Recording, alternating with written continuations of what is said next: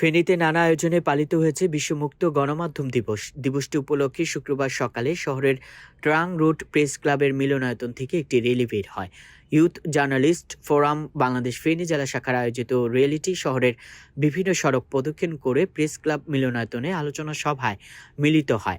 অনুষ্ঠানে প্রধান অতিথি ছিলেন ফেনী সদর উপজেলা পরিষদের চেয়ারম্যান সুসেন চন্দ্র শীল।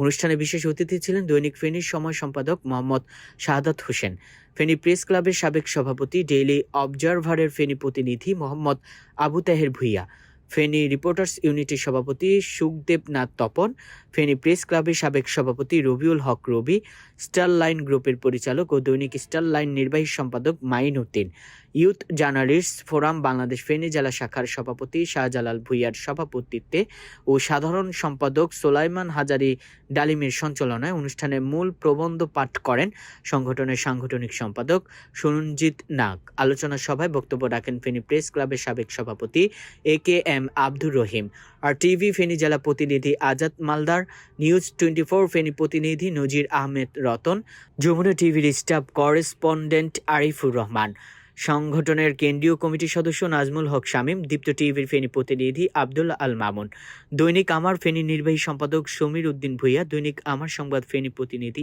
SM ইউসুফ আলী, দৈনিক দেশ রূপান্তর প্রতিনিধি Shafiullah Ripon, Bangladesh photo journalist association Feni জেলা শাখার সাধারণ সম্পাদক শেখ আশিকুন নবী সজীব, দৈনিক আজকের পত্রিকার পরশুরাম প্রতিনিধি আবু ইউসুফ মিন্টু, দৈনিক আমাদের সময়ের সোনাগাজী প্রতিনিধি ওমর ফারুক প্রমুখ। এ সময় ফেনীতে কর্মরত অন্যান্য গণমাধ্যম কর্মী ও সংগঠনের সদস্যরা উপস্থিত ছিলেন। নিউজ আকারে প্রচার করলে জাতির জন্য উপকার হবে,